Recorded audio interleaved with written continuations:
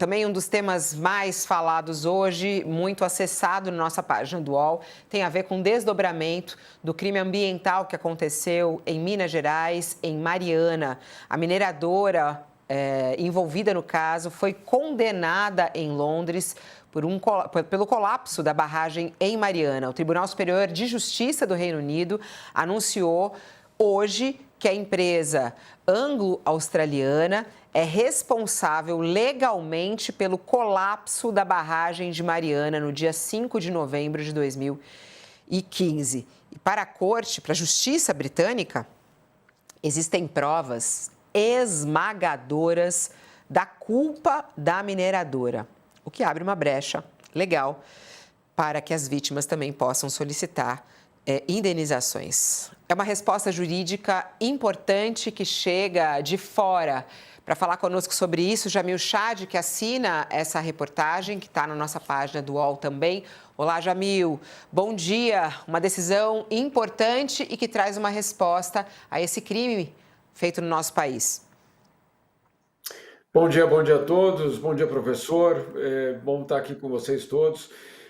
Josias, olha, Fabiola, de fato essa é uma decisão que vai muito além das fronteiras brasileiras, no fundo. É uma decisão que avalia o impacto ambiental da maior mineradora do mundo, basicamente a BHP, que sim tem um caso específico no Brasil, no que se refere a Mariana, o maior desastre ambiental da história no Brasil, mas, acima de tudo, o que o tribunal avaliou é justamente a responsabilidade de uma empresa privada diante de um crime ambiental. E aí fica muito claro, a sentença tem mais ou menos 300 páginas, ela é muito sólida e ela, obviamente, vai muito além, insisto, da realidade brasileira, da realidade de Minas Gerais, e sim coloca a questão ambiental no centro, basicamente, das respostas, das atividades do setor privado. Então, essa é uma decisão que, sim, como você colocou, Fabiola, abre uma brecha agora para que, claro, as vítimas, as cidades, os negócios, ao longo aí de todo esse trajeto de destruição, agora possam fazer, claro, pedidos de indenização. Um pedido que poderia chegar a 230, 260 bilhões de reais. Obviamente, isso ainda vai ter de ser avaliado durante o ano de 2026 quase inteiro. Isso está sendo previsto para ser decidido só no final do ano que vem. A própria empresa já anunciou, a BHP já anunciou que vai recorrer da decisão, mas sem dúvida nenhuma é um dia bastante histórico para o direito ambiental, sem dúvida. Só lembrando que são 600 mil partes, 600 mil indivíduos, empresas que, claro, fizeram essa ação conjunta no Reino Unido. Além dessas pessoas e dessas empresas, 30 prefeituras que também entraram na justiça contra a BHP. Jamil, fala das palavras duras usadas, né, pelo tribunal britânico. O tribunal concluiu que o colapso foi causado por negligência, imprudência, né, e que as provas são esmagadoras. E isso é muito importante, ainda mais agora que estamos sediando a COP30, né? A importância de ter essa resposta jurídica de crimes como esse, crimes ambientais, eles são cometidos aos montes, né? E muitas vezes fica na impunidade diante do poder dessas empresas, né? E nesse caso, palavras duras para essa empresa, né? Sem dúvida, não só do poder dessas empresas, Fabiola, mas também, e aí não tô falando do caso brasileiro, mas em várias partes do mundo, na África, na Ásia, em tantos outros lugares, na América Central, empresas que, obviamente, têm um poder, inclusive, de determinar o futuro político daqueles países, daqueles regimes, daqueles órgãos judiciários, uma incapacidade de independência muito grande em muitos lugares do mundo, que, claro, justamente esse cenário é aproveitado por essas multinacionais. Não estou falando da BHP nesse caso, estou falando de uma forma geral, insisto, dessa forma geral, trazendo basicamente a impossibilidade de que você leve uma empresa multinacional ao julgamento por conta de algum tipo de desastre ambiental. No caso de Mariana, essas imagens aí que elas não deveriam sair da nossa memória, né? São imagens que a gente deveria sempre lembrar que elas aconteceram no século XXI no Brasil. Ou seja, não estamos falando aqui de algum outro momento da história onde não havia tecnologia, não havia monitoramento, né? Algo que a gente basicamente aconteceu ontem. 2015, em termos aí, históricos, foi ontem. Em vários lugares do mundo, isso pode sim abrir um precedente para que, claro, vítimas possam ir à justiça, não só nos seus países de origem, mas principalmente nos países de origem das empresas, para pedir justamente a responsabilização legal. A frase que você colocou na Tem sua um aspecto reportagem, aí. né? A frase que você colocou na sua reportagem da Mônica dos Santos, que é da Comissão dos Atingidos pela Barragem, e ela disse, abre aspas, tivemos que atravessar o Oceano Atlântico e ir até Inglaterra para finalmente ver uma mineradora ser responsabilizada.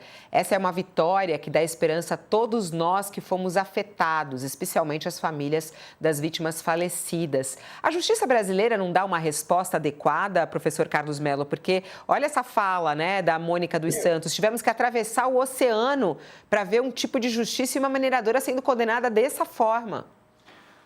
Olha, de fato, a justiça brasileira ela tem possibilidades protelatórias que esse negócio vai se arrastando. E como disse o Josias, perdão, o Jamil, 10 anos não é nada.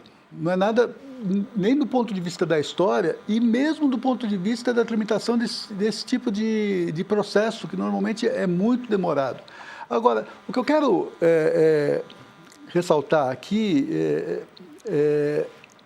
que é essa questão que o Jamil traz para a gente. O Jamil, que é talvez a principal referência do repórter internacional que tem no Brasil, que é o caráter que excede o Brasil.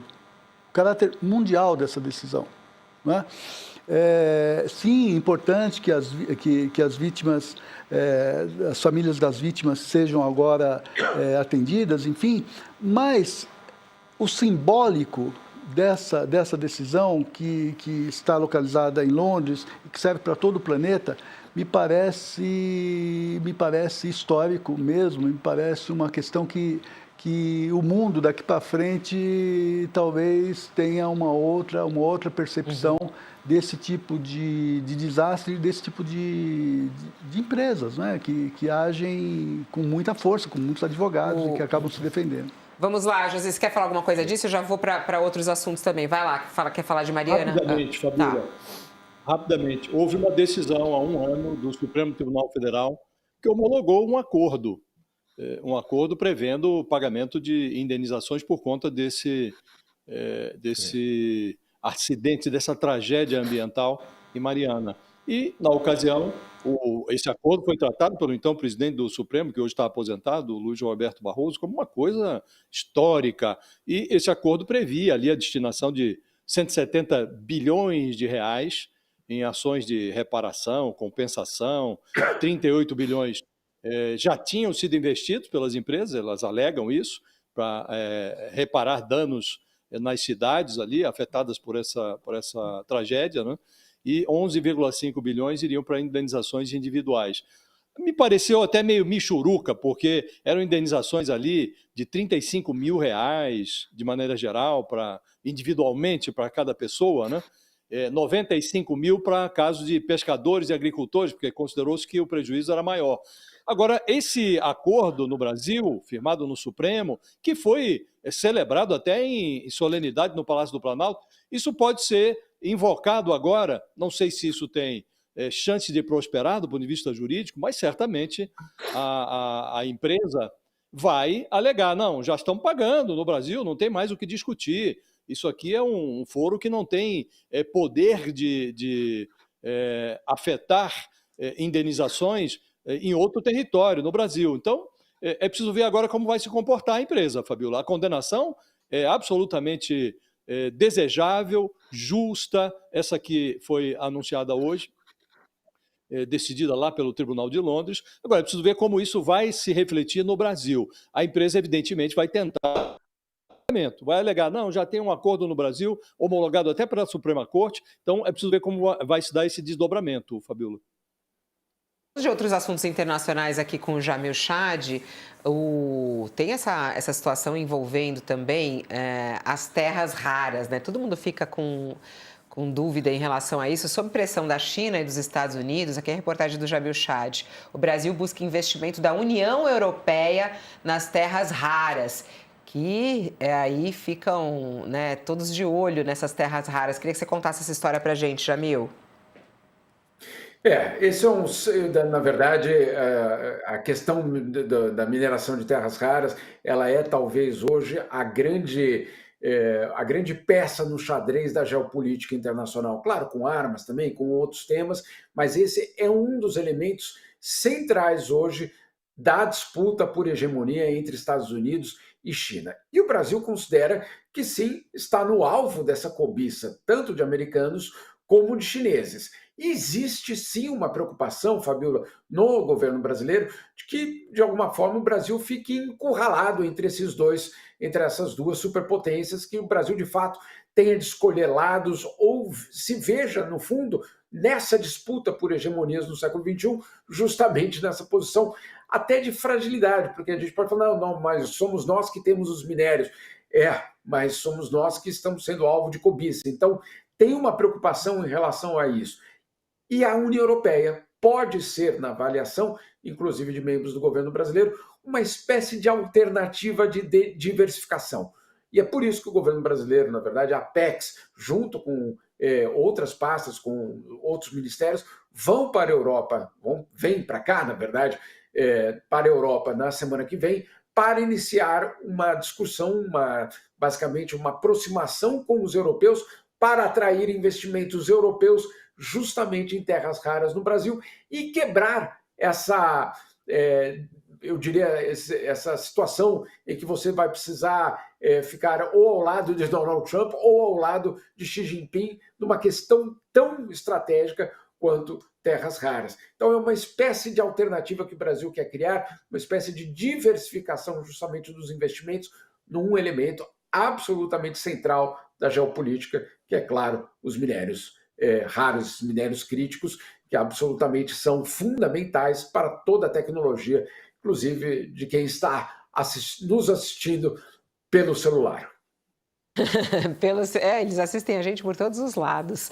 Jamil Chad, muito obrigada pela sua participação por aqui. Um beijo para você, bom trabalho.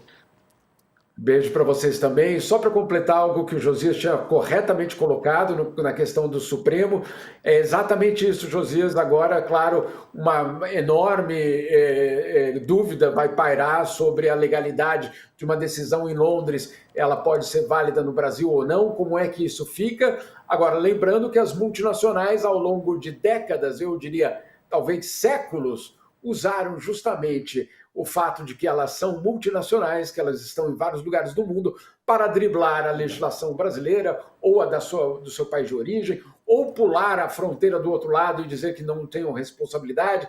Enfim, a gente sabe como o jogo é jogado, mas então a questão ou será basicamente fundamental a partir de agora. É isso. Um beijo, Jamil. A reportagem completa com várias entrevistas e aspas lá na nossa página do UOL sobre esse caso. Obrigada, Jamil. Um beijo para você e até a próxima. Beijo, bom fim de semana. Um abraço para o professor também.